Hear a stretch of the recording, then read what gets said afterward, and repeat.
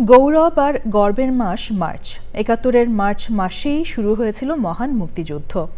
১৯৭১-এর মার্চের উত্তাল দিনগুলোর প্রতিদিনের ঘটনাবলী নিয়ে ওবায়দুল রশিদের ধারাবাহিক রিপোর্টের চতুর্থ পর্ব আজ।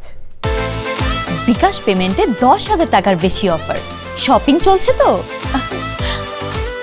৪ মার্চ ১৯৭১, স্বাধীনতার জন্য উদ্গ্রীব হয়ে ওঠে বাঙালি। পূর্ব ঘোষণা অনুযায়ী ৭১-এর এ দিনে সারা দেশে সকাল ৬টা থেকে দুপুর ২টা পর্যন্ত সর্বাত্মক হরতাল পালিত হয়। বন্ধ থাকে সকল সরকারি বেসরকারি প্রতিষ্ঠান, আদালত, বিমান, রেল, লঞ্চ ও বাস সার্ভিসও ছিল বন্ধ। ভেঙে পড়ে পুরো বেসামরিক প্রশাসন।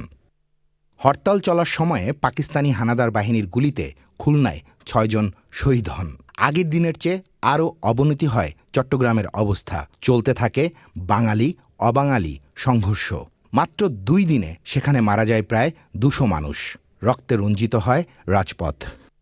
পাকিস্তানি সেনাবাহিনী ও পুলিশের গুলিতে আহতদের জীবন বাঁচাতে অসংখ্য নারী পুরুষ ও শিক্ষার্থী ঘণ্টার পর ঘণ্টা লাইনে দাঁড়িয়ে ঢাকা মেডিকেল কলেজ হাসপাতালে স্বেচ্ছায় রক্ত দেন।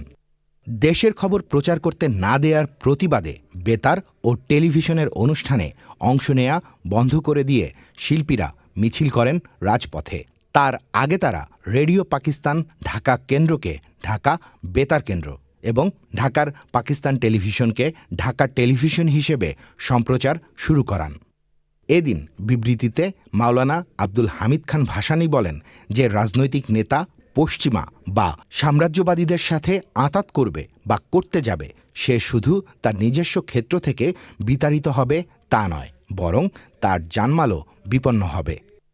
১৯৭১-এর ৪ মার্চ বঙ্গবন্ধু শেখ মুজিবুর রহমান ৫ ও ৬ মার্চ সকাল ৬টা থেকে দুপুর ২টা পর্যন্ত হরতালের কর্মসূচি দেন। পূর্ব পাকিস্তান সাংবাদিক ইউনিয়ন আন্দোলনের সাথে একাত্মতা প্রকাশ করে সামরিক শাসন প্রত্যাহারের দাবি জানিয়ে ৬ মার্চ সাংবাদিকদের মিছিল ও সমাবেশের কর্মসূচি ঘোষণা করে। পশ্চিম পাকিস্তানের করাচি প্রেস ক্লাবে এক সংবাদ সম্মেলনে অবসরপ্রাপ্ত এয়ার মার্শাল আসগর খান আওয়ামী লীগের কাছে ক্ষমতা হস্তান্তরের দাবি জানান। আর পিডিবি প্রধান নুরুল আমিন ১০ মার্চ রাজনৈতিক নেতাদের সম্মেলনে যোগদানের আমন্ত্রণ প্রত্যাখ্যান করে ঢাকায় অবিলম্বে জাতীয় পরিষদের অধিবেশন আহ্বান করার দাবি জানান। Obaidul Rashid, channel I, Dhaka.